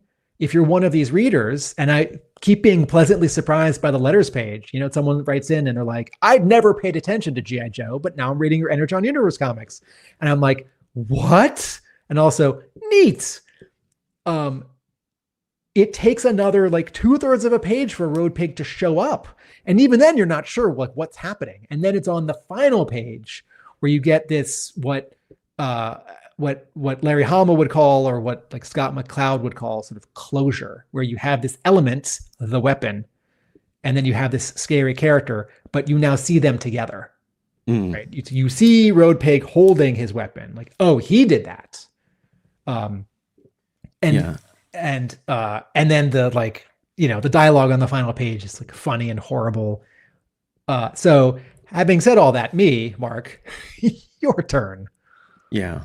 To put a pin in that, sorry about your friends, but my baby's gotta eat. Some just imagine these terrible, horrifying sound effects of pigs or boars or hogs are sort of doing this tug of war, ripping away a Cobra Commander's uniform. His helmet is off and the mask shattered in half.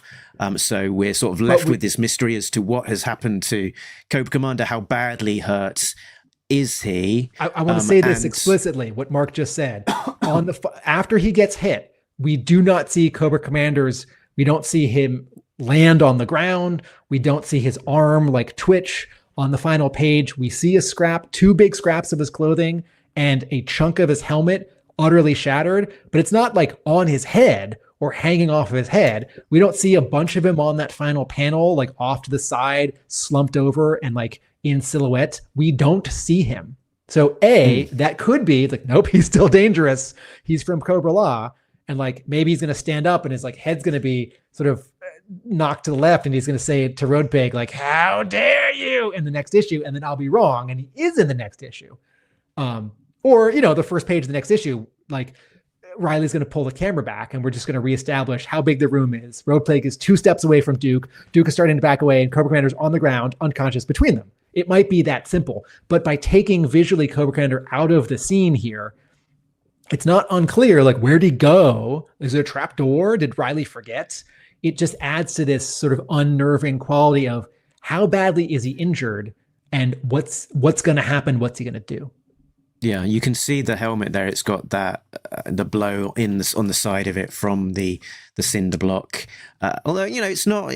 It's a big blow and it's damaged the helmet, but it's not necessarily completely catastrophic. And even that sort of stripe bit on the top of the helmet has fallen off, leaving something behind it. Barking Fridge says, hopefully there's no C4 tripwire in the helmet to be set off if removed without a code. Williamson has sort of said he's not reading the Larry Hama comic. He's just reading the file cards. So that might not be a reference that Williamson knows. Yeah. So yes, that may not be the case. But yeah, what a cool reveal of Road Pig. There are the Tom Reilly interpretations of the design, the turnarounds, which were revealed at New York Comic Con, and very much leaning into the G.I. Joe classified design. Oof. leading into the G.I. Joe classified design, complete. In the classified, he's got a dog called Raucus. We've not seen yet, but he does have this horrific looking boar mask. And in some of the publicity photos for the release of the figures, it did have him using his cinder block in anger, smashing into the mask of one of these Steel Brigade characters as well. So there is Road Pig, as per the classified promo photos, and not a million miles away from the kind of vibe that's being created there. What is his tat in the action figure? What's the tattoo on his stomach? I think it is the word Dreadnok written in sort of like slightly gothic font across his middle. Mark, are you satisfied with the classifiedization of the Road Pig design for that action figure? Yeah, it's a cool update. It makes him a ginormous guy. It's sort of adding in these new bits into the lore with some additional design elements, and that wild boar element is particularly cool and horrific, and it's created a really cool inspiration for the comic interpretation. I've got here just a picture of the real life Roadblock, which is a finest cosplay. Sorry, I've put on the screen a real life Road Pig from the finest. I believe this guy is called Tank, and he certainly looks like it. What a great real life interpretation of the character Road Pig, and for no other reason to share and just go that it is really, really cool. Why not? While we're talking Road Pig, who, let's not forget, Tim, Road Pig, the character, as revealed in the letters page, well, not in the back of the book, has never been has never been animated, has definitely never appeared in any cartoons before. So I just wanted to sort of just remind listeners that Road Pig definitely never been in any cartoons. He's definitely before. Never threatened the Queen of England. I think this is from Chunnel, a season 4 Deke episode of G.I. Joe. The one I was talking about earlier, Stuck on You, is season 3. Season 3 is like a little silly, and season 4 is very silly. We are probably at time. Should we wrap this up in case people want to get to the Chris McLeod full force? Let's do that. So what was I going to jump across to say? I think it was just that next time we will be together, we will be talking about G.I. Joe issue number 15, which will be available 2 weeks from the release of the last issue, December 3rd, 2025, as we get into part 3 of the Dreadnok War, which will obviously be very exciting indeed. And also look out for the next issue of Transformers number 27, which will be on sale December the 10th. Was there anything else I was going to say? Ask your comic book store to order The Center Holds issue 1, coming out in February. Not a part of the Energon universe, not Skybound. So good, Link. Is there anything else that you would like to promote and tell people about where you can be found, Tim?